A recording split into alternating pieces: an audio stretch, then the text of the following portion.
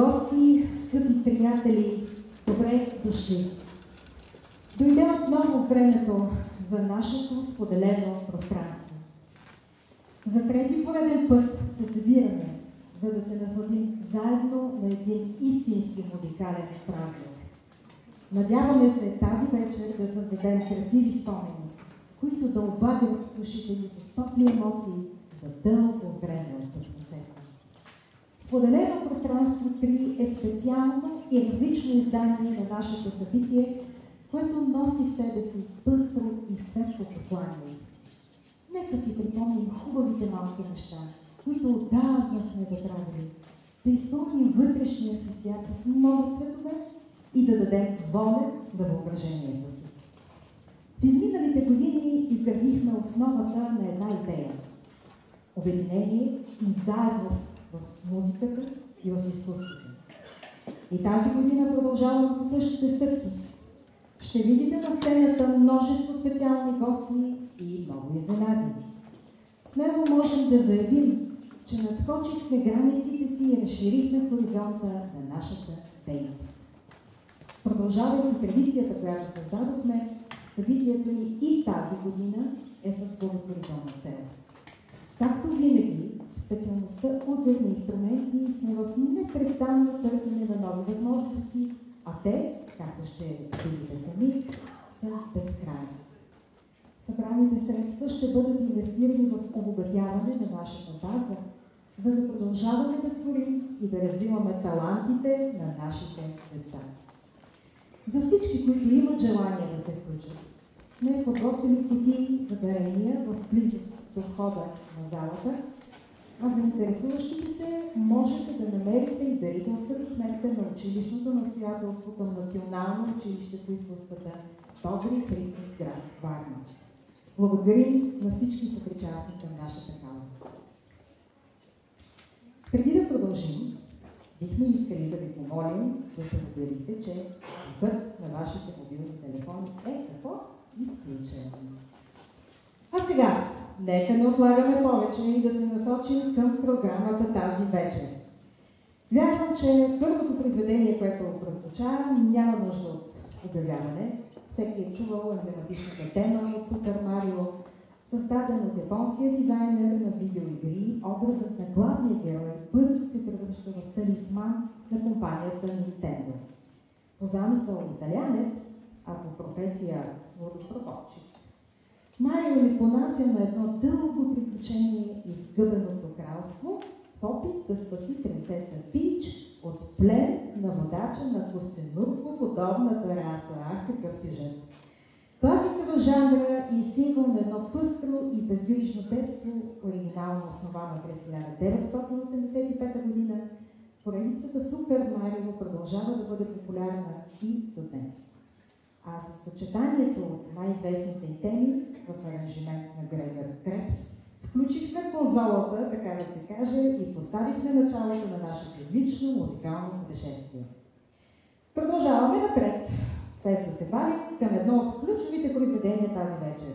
То носи названието Undertale, още една видеоигра в асортимента на нашия концерт, създадена от американския инди разработчик Тоби Фокс през 2015 година.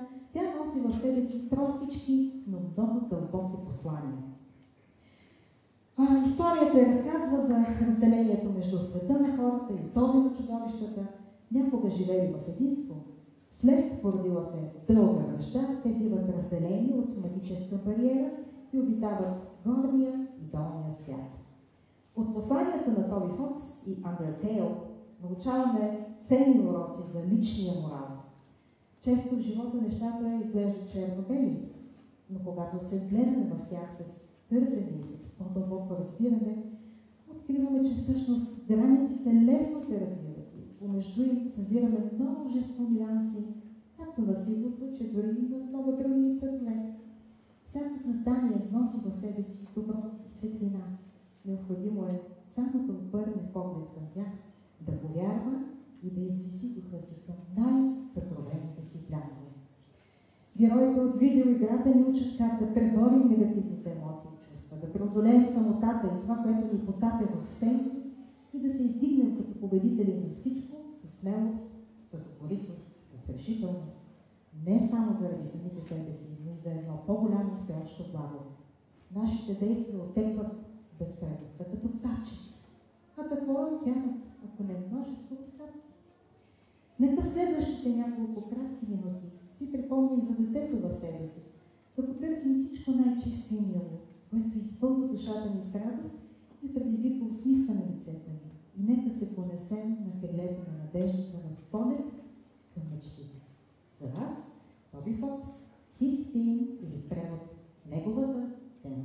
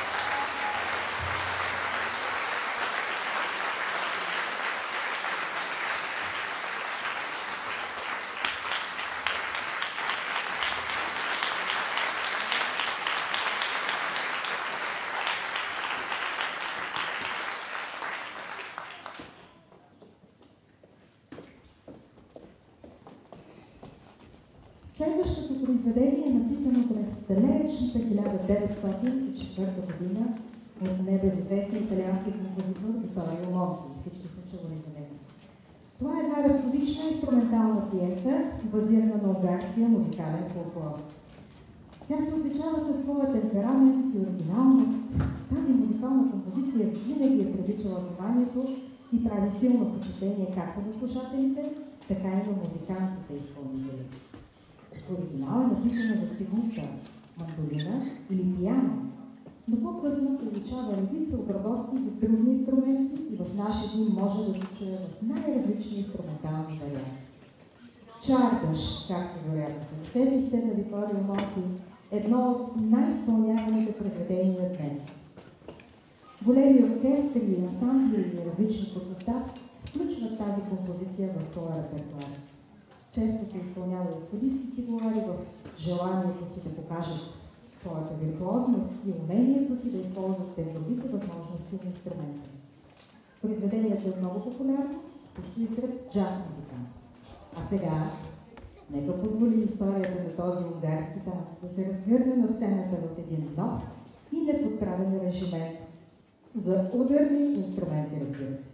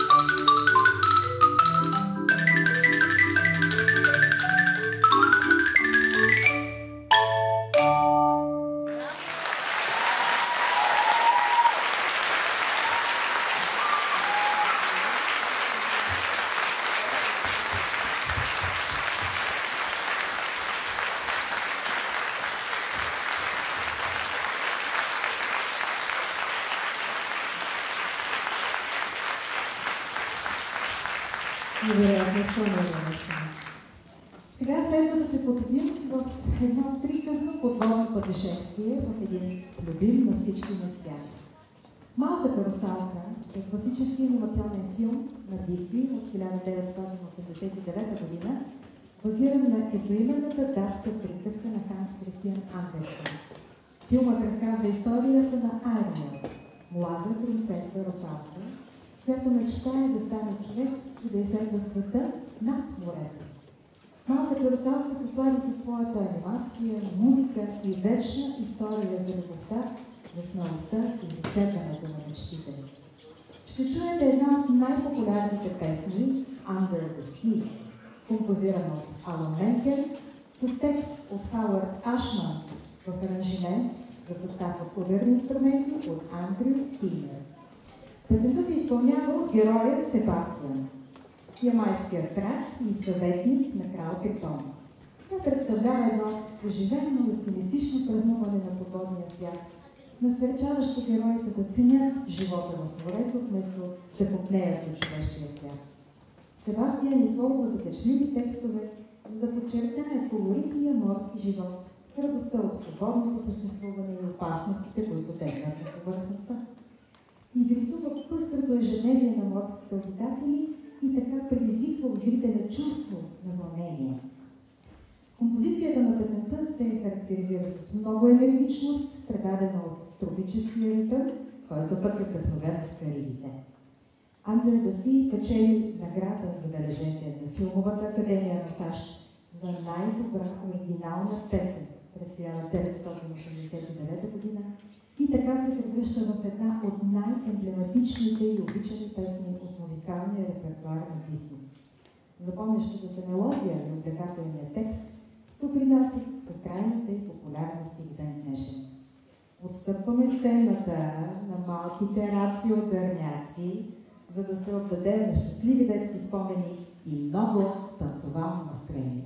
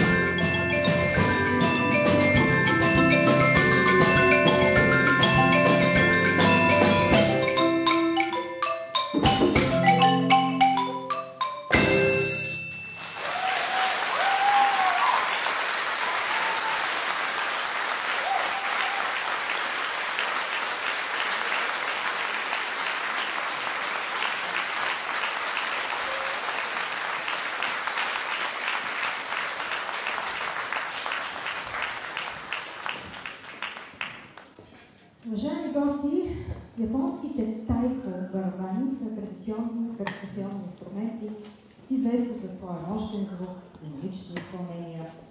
Тайко барабаните имат дълга история, като техният произход може да се проследи още в годините преди новата ера.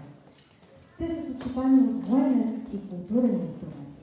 Използвани са както по време на битки за комуникация и окуражаване на войниците, така и в традиционни изпълнения и образи.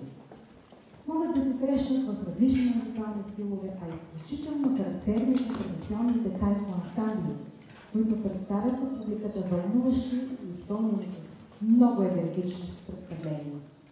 Свирането на японски барабани като тайко изисква много сила, много ритмичност и много координация. То не е само музикално изживяване, но и физическо изразяване и съчетаване на техника, ритъм и емоции. Още от древността ролята на този тип барабани е била ключова при военните действия и тактики в далечния изток. Нека за момент обърнем поглед към Монголската империя, за която всички знаем. В шума и бъркотията на битката, комуникацията е била от първостепенно значение. Едно от решенията – сигналните стрели. Те представлявали най-бързия метод за предаване на важни съобщения между войските. Специалните свистящи стрели били прикрепени, и което е най-важното, оповестявали пристигането си. Изстреляни в залп, те сигнализирали на малки групи бойни къде и кога да атакуват. Въпреки това, много по-силен звук бил нужен, за да се оповести отстъпление или да се предаде съобщение на цялата армия. Това била задачата и целта на военните барабани. Монголците използвали гонгове, а комбинациите между различни барабани и гонгове издавали широк набор от опции за сигнализиране. Основни команди може ли да бъдат предадени чрез различни ритмически модели, позволявали им да дъхват морално собствените войски и да сяват страх в враговете. Те били сърцето и пулса на монголските армии. Връщайки се обратно към японската култура, традиционните барабани играят много важна роля като символ на сила и общност и са свързани с различни аспекти на японската традиция. Свиренето на тайко е тясно обвързано с събирането и мобилизирането на хора в общност, както и с предаването на наследството и културните ценности през поколенията. Това изкуство изразява силата на духа и взаимодействието между изпълнителите, както ще видим, което го прави важен елемент от японската културна идентичност. Без да отлагаме повече време, нека се пренесем в различна атмосфера и да си представим далечните тътени на една битка. Ще чуете едно оригинално произведение на Кевин Тък, вдъхновено от духа на тайко барабаните. Summon the Spirits или призоваване духовете.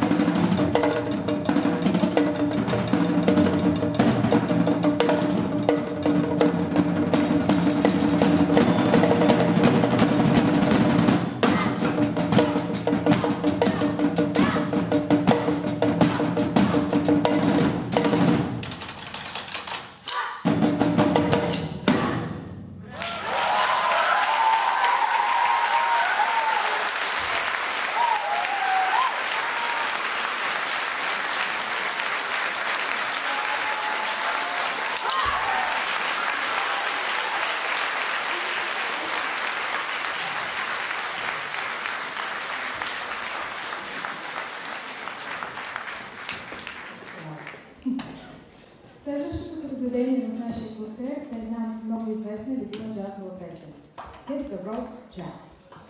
Композирана от Пърси Мейфилд през 1960 година, а малко по-късно камерата на песента, направена и изпълнена от Рей Чарлз, я тласка към голям успех. Нейният текст изобразява един словесен дуел между семейна двойка, направена раздялата.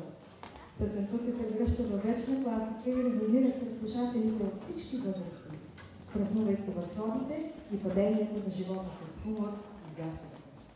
А сега ще чуят от един доста смел и нестандартен вариант.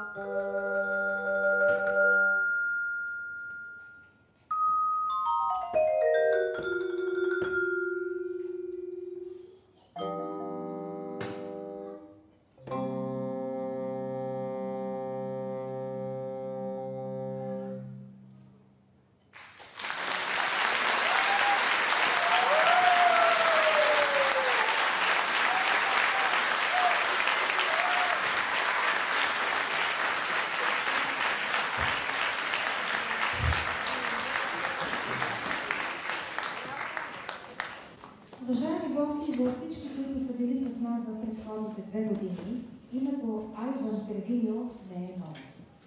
Мексикано-американският композитор, изключително популярен в перкусионните среди днес, се отличава с нов и свеж подход на своето творчество. Музиката му е приятна, достъпна и винаги разпознаваема. Мнозина припознават свои лични светосещания в неговите музикални идеи. Така стигнахме и ние до нашето трето издание на споделено пространство. Обликът и посланието се родиха именно от произведенията му и по-конкретно от Shared Space, което е музикалното ядро, вдъхновило създаването на тази поредица концерт. И тази година остава въвеждане на нашите традиции и включваме Тревилио в своя репертуар. Този път обаче се насочваме към нещо малко по-различно. Създадено за състав от 8 души, Пахарито, или в превод птиче, носи танцуален и песенен характер и цели да потикне хората към весело настроение. Вдъхновено от един от любимите си артисти, мексиканската певица Наталия Лафоргаде, авторът се обръща към своите хора. И дослушки като кариерата на Наталия, която започва на света на Индия, поп-музиката и постепенно се развръща към фолклорните мотиви от родината й, Тревилио преживява подобно пътешествие в композиторския си път през годините. С пиесата си Пахарито обгръща напълно тази идея и оставя абсолютно нов отпечатък в своето творчество. Време е за много танцовално настроение. Чувствайте се абсолютно свободни да се включите в нашата забава. А за вас, Айван Тревилио, Пахарито.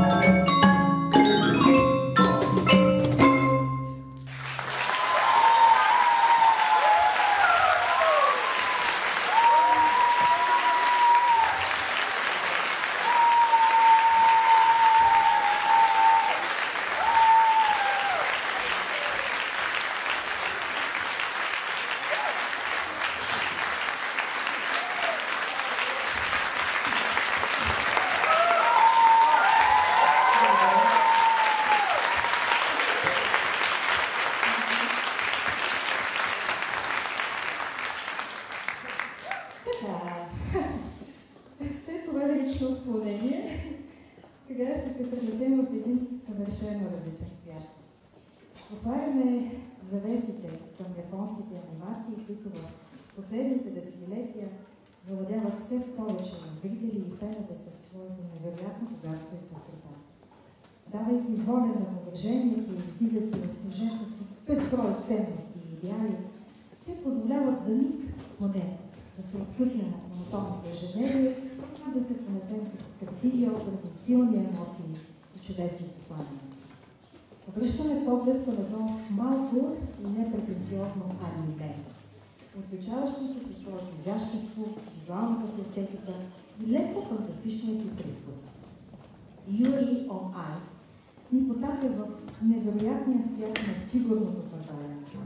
Историята разказва за стремеждията на главния герой Юри по неговия път към успехите. Вдъхновен от образа на японския фигурист Юзуро Хано, двукратен олимпийски шампион, двукратен световен шампион и 4-кратен победител на Гран При финала, Юри е истинското въплъщение на стремежа към самосъвършенстване, към свобода и към самото съвършенство. Борейки се за всеки един спечелен сантиметър, той се превръща от средностатистически изпълнител в пример за това как човешкият дух е способен, ама наистина, да наскочи всички предизвикателства, всички изпитания и лични трудности и да се извиси в елегантен танц над всичко това, дързайки все напред. Вдъхновено от олимпийските игри, анимето изрисува в невероятен детайл красотата и индивидуалността на фигурното пазарене. Всяко едно съчетание е създадено и записано от професионален хореограф и дори позаглавията и звука от къмните, забележете, са специално подбрани, отразявайки душевността на всеки един от героите. Има нещо много общо между фигуристите и нас, музикантите. Посвещавайки месеци наред в упорит и всеотдаен труд върху себе си, получаваме едничката награда от няколко кратки минутки, в които да захвърлим всички задръжки, да бъдем себе си в най-чистата си форма, да излеем целия си вътрешен свят, всички свои мечти, купнежи, несигурности, чувства, мисли и то в порив към съвършенство.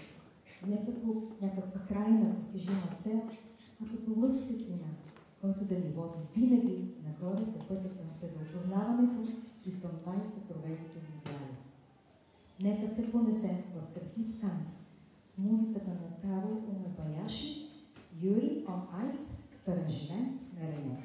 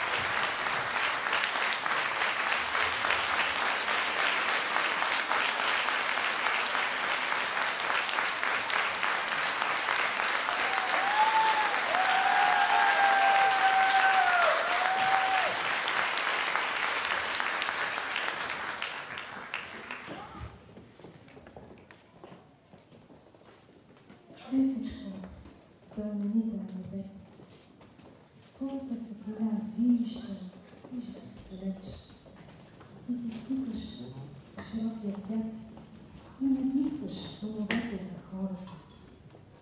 Днесечко, постой за момент. Покажи ми, къде е моят любим. Кажи му за Христо Месечко, ще го превръща. И нека поне за миг той да се спомни за мен. Насвети го на Денеич и кажи му кой го чака тук. Ако душата му сънува мен, нека споменът да го събуди. Това е великолепният поетичен текст и най-известната изпълнявана ария на чешкия композитор Антони Дворжак, а именно арията на Русалка от неговата едноименна опера. Дворжак създава тази своя опера, вдъхновена от легендата за влюбването на човек Русалка. Приказният сюжет е основата, върху която композиторът изгражда музика, наситена с много поетичност, много нещност и с българска чувствителност. Сега ще се насладим на този лиричен отказ в аранжимент за цигулка, вибратон, маримба и глокиш.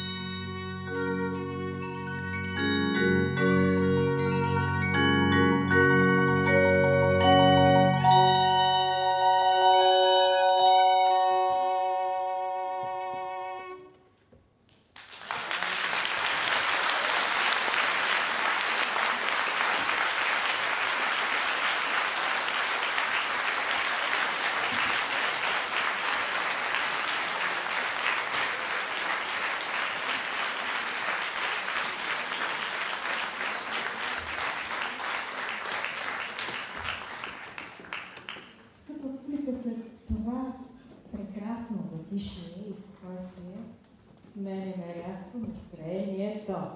Ще изпълним пространството с енергичност, с ритмичност и с много въодушевление. А защо? Защото следва един ударен квартет, който залага изключително силно на комбинации от неравноделни размери и загатване за различни стилови елементи. Умело и динамично съчетание в типична българска фолклорна песен. За вас, Влади Петров с Мене и Тебе.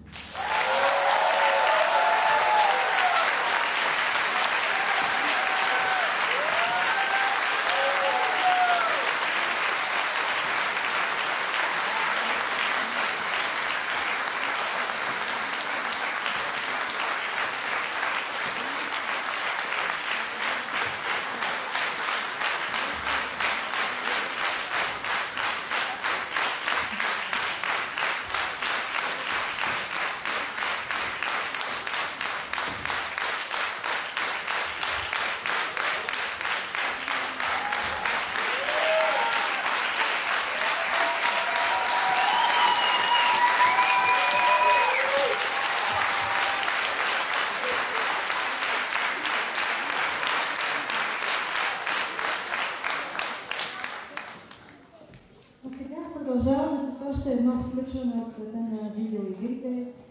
Поредицата Kirby, издадена за Nintendo Entertainment System, е известна със своите завладяващи и впечатлителни мелодии, композирани от Джун Ишикава. Саундтрекът допълва веселата и светла атмосфера на играта, включвайки запомнящи се мелодии, които са станали абсолютно емблематични на сферата. Теми като Green Visions и Halbert са особено обичани от феновете по цял свят заради техния оптимистичен и малко носталгичен характер. Музиката на Джун Ишикава за поредицата обикновено се характеризира като радостна, весела, закачлива, често включва мелодии, които се запомнят много лесно и са също толкова лесни за припяване. Характерна е със своите комбинации както от акустични, така и от електронни, оркестрови и понякога дори джаз и фюжън елементи. Композициите на Ишикава допринасят значително за цялостния чар и атмосферата на игрите Kirby, превръщайки изживяването на играча в приключение, докато се движи към цветните и впечатливи светове. Джун Ишикава, Алебара.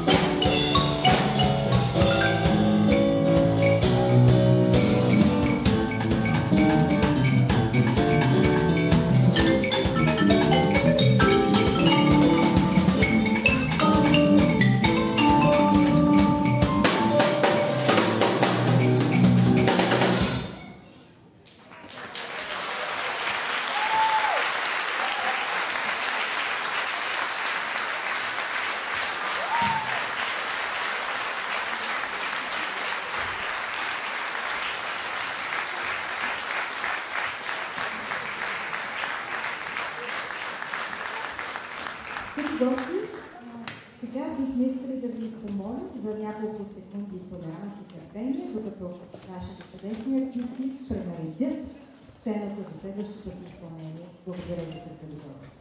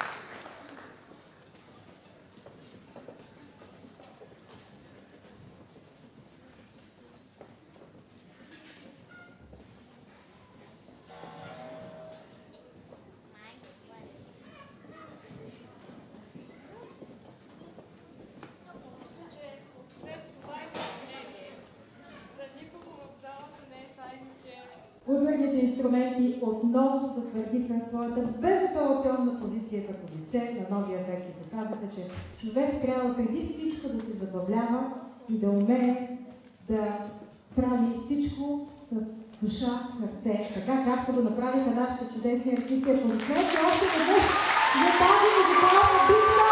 Браво! Браво!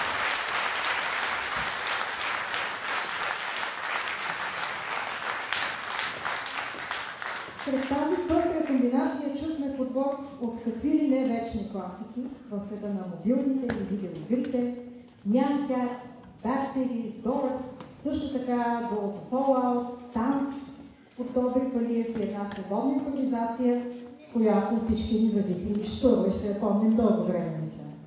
Сега продължаваме напред. Пренасяме се в един магичен свят с творчеството на Емелина Горчева-Димова. Нейната музика винаги докосва и най-съкровените кътчета на човешката душа. Умее да създава дълбоки и чисти образи и отражения на божественото съвършенство в света около нас. Потъвайки в нейните светове, за миг сякаш се понасяме с полета на вятъра към безкрайни хоризонти, изпълнени с свобода, с любов и с много светлина. Мелодичността винаги е била много силен елемент в нейното творчество и носител на една много вълшебна мечтателност.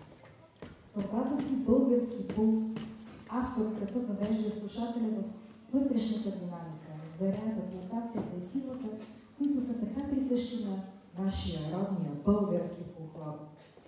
Припомня ни за скритата енергия, която притежаваме и която е закодирана в нашата кръв, в нашата ДНК, чрез неравноделните ритми, разбира се. Вярвайки силно, че фолклорът е в основата на нашата идентичност, тя ни предава умело посланието, че трябва да се гордеем с тази съкровищница и да я ценим и претворяваме за идните поколения и носителите на бъдещето. Нека се въздигнем с музикалното величие на български пулс от Емелина Горчева-Димова.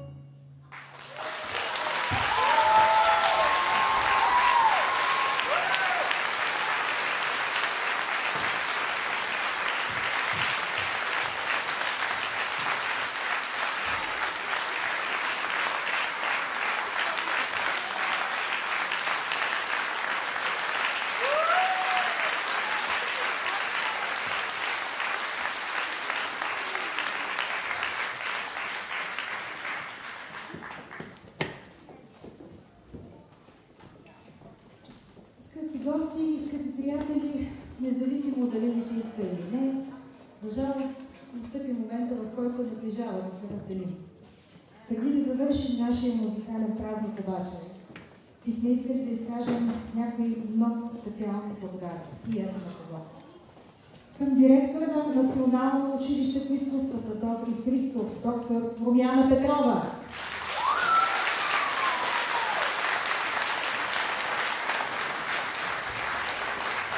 Както и към цялото ръководство на училището за това, че продължават да ни подкрепят и да ни помагат да се развиваме. Благодаря.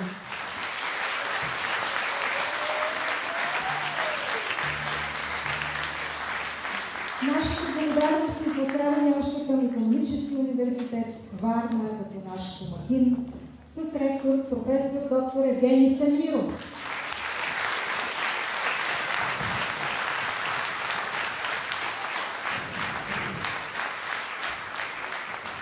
Благодарим специално, че предоставиха пространство да изява на нашето творчество. Специални благодарности към всички колеги, които помогнаха да реализираме съвместно този голям проект.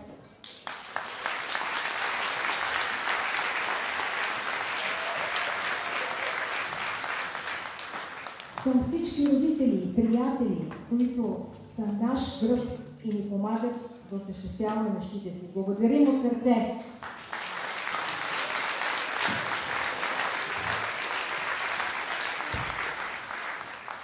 Сега се отправяме към финалното произведение за тази вечер.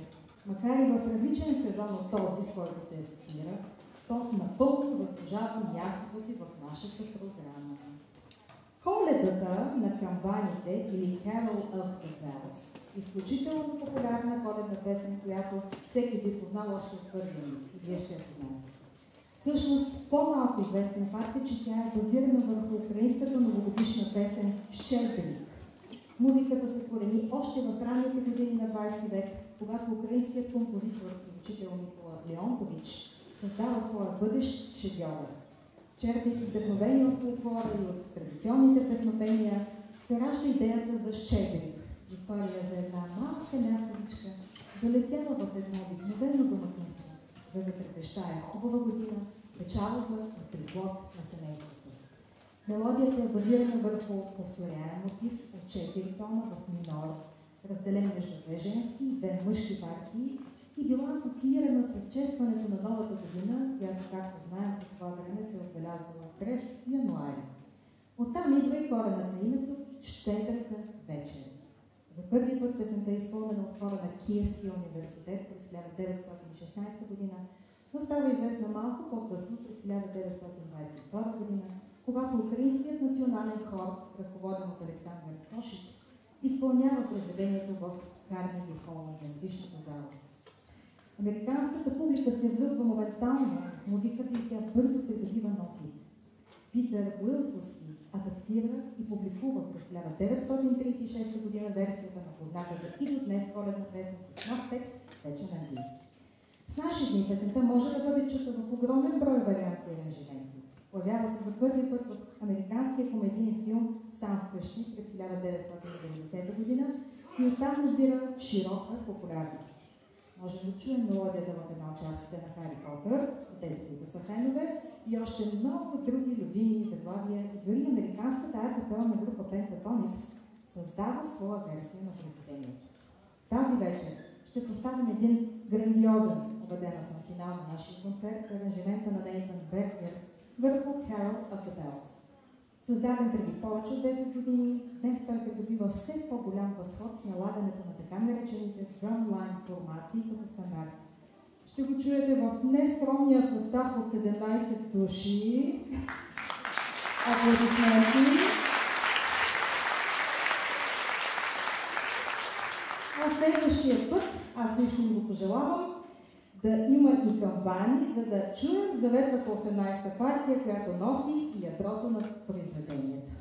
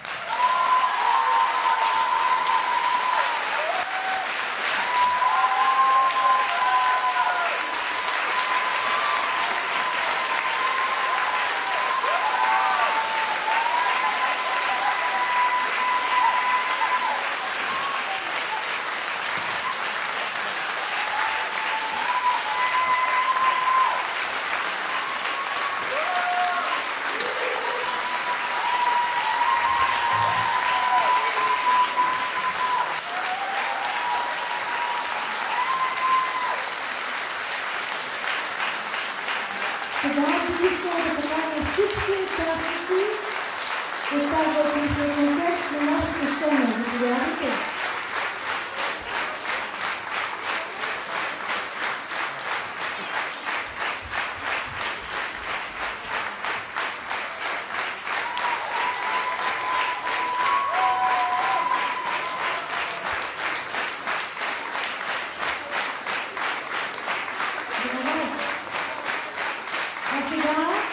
Нека да ги аплодираме и поименно. Георги Друмев, Радост Иванова, Анна Иванова, Тимур Ишан, Майя Ареста, Кристиян Иванов, Анабел Иванова, Петър Георгиев, Валентин Назаренко, Сияна Тошева, Виктор Панов, Калерия Чевдарга,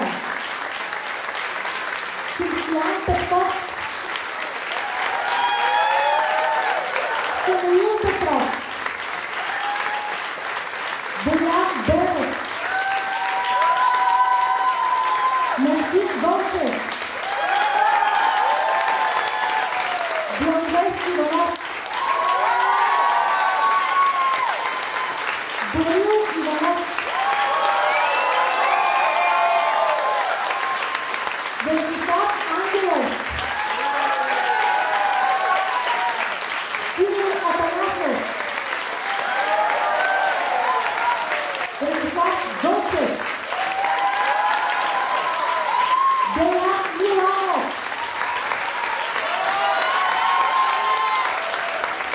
Ева Аенска,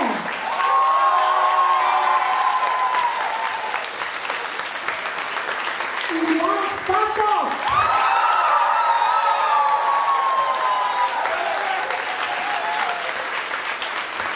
Ирис Чакърова,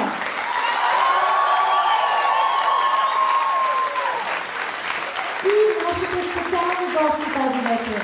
Здравейте, Атанасова!